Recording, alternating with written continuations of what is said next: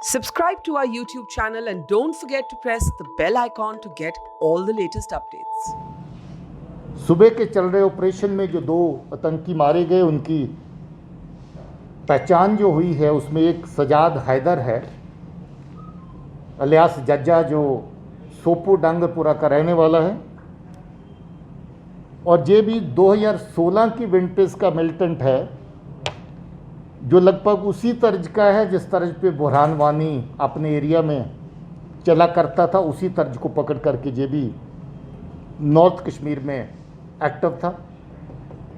अगर बुरहान वानी ने बहुत ज़्यादा लोगों को दहशतगर्द बनाया होगा साउथ कश्मीर में, इसने भी अपने एरिया में नॉर्थ कश्मीर में कोई कसर नहीं छोड़ी। अभी तक कम से कम इसके 20 के करीब जो लोग दहशतगर्द बनाए हुए उनको हम लोग पकड़ चुके हैं और बहुत सारा लोग जो OGW का इसका नेटवर्क था जो 3-4 जिलों के अंदर ऑपरेट करता था उसको भी न्यूट्रलाइज कर चुके हैं।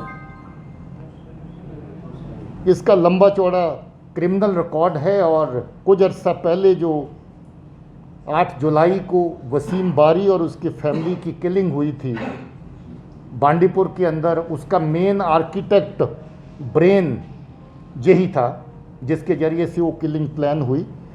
और उस फैमिली के 3 जो लोग हैं, वसीम बारी और उसके ब्रदर और उसके फादर जो है उस अटैक में मारे गए थे।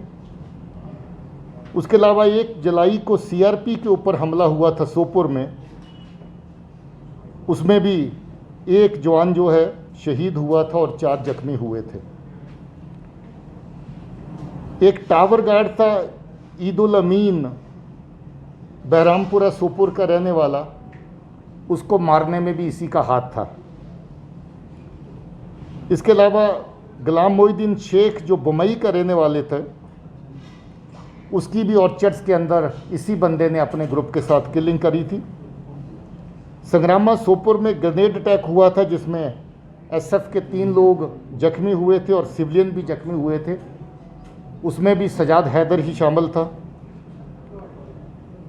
मुश्ताक अहमद मीर हारवन सोपुर के रहने वाले थे। 24 सितंबर को उसको किडनैप किया गया और फिर मार दिया गया, उसमें भी सजाद हैदर और उसका ग्रुप शामिल था।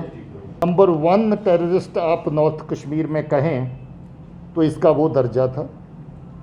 और पूरे जम्मू कश्मीर में टॉप 10 अगर टेररिस्ट कहें तो टॉप 10 के अंदर सजाद हैदर का नाम आता है, उस दर्जे का ये था।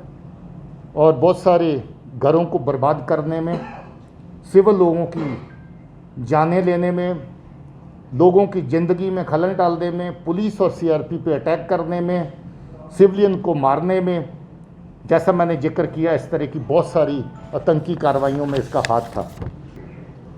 कल भी अभी एक एक्सचेंज ऑफ फायर हुआ था बिल्कुल सोपुर के नीचे डांगरपुरा में। हमें कल भी उम्मीद थी कि इसमें सजाद हैदर ही शामिल है।